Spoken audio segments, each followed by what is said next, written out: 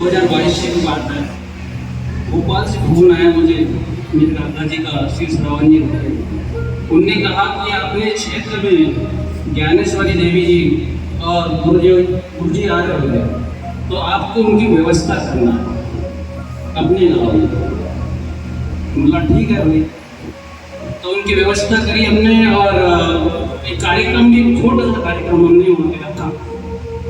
तो उस कार्यक्रम का भी काफ़ी अच्छा उद्देश्य भी सफल हुआ और प्रचार प्रसार भी हुआ। इस माध्यम से माता जी से मिलना हुआ। तो आज लगभग 2 साल बाद में ऐसा मन हुआ कि दीक्षा ले ही ली है, क्योंकि काका जी ने बोले बेटा, बोले आज तेरी 2022 में हुआ था, बोले आज तेरी खोज समाप्त हो गई, तू गुरु शिष्य बनने लायक हो गया, बोले, और तेरी जो गुरु की खोज है, बोले, वो भी समाप्त हो गई। लेकिन ऐसा योग नहीं बन पाया कि मैं यहाँ आऊँ और माता जी से दीक्षा लूँ। मेरे लाइफ में वैसे बहुत से चमत्कार हुए हैं।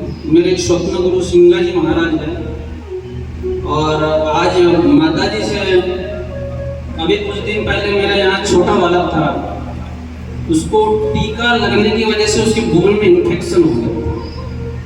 अब बोन में इन्फेक्शन हो गया तो बैतूल में 2 ऑपरेशन हुए, उसका रिजल्ट 0 निकला। फिर यहाँ बैतूल से बोले आप कहीं और देख लो, बोले हमारे पास नहीं हो सकता। फिर बैतूल से नागपुर गया मैं, नागपुर के में गया तो वहाँ चांडा जी का बहुत नाम सुना था मैंने, और हमारे यहाँ पे भी बहुत नाम है उनका चांडा जी। वहाँ पे गया, लगभग मेरा नंबर 82 वाला लगा। अब 82वां नंबर, जब 2 बजे 82वां नंबर लगा है तो निश्चित ही रात्रि होना ही था। लेकिन गुरु जी की ऐसी कृपा रही कि मात्र 3रे नंबर में मेरा नंबर लगा। तो चंदा जी बोलने लगे बेटा ये पैसे भी लो, और ये मेरे बस का है नहीं।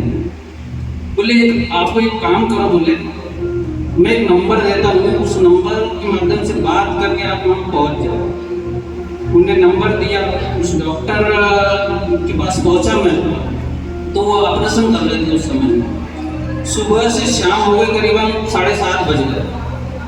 अब मैं परेशान हो गया। फिर महाराज को मैंने फ़ोन किया कि महाराज मेरा काम हो नहीं रहा है, यहाँ मेरी रुकने की दिक्कत हो सकती है नागपुर में। तो महाराज ने बोला ठीक है, मैं माँ बगला मुखी से विनती करता हूँ, बोले आपकी जल्द सुनवाई हो जाएगी बोले वहाँ। तो उसके आधे ही घंटे बाद में डॉक्टर ने खुद फोन किया, बोले आप ऊपर आ जाओ, अपन देख लेंगे। देखा उनको, और उनने पहले ही दिन जो पर्ची बनाई है, उस पर्ची में जो लिखा था वो अभी तक उस बच्चे का ट्रीटमेंट वैसे ही चल रहा है।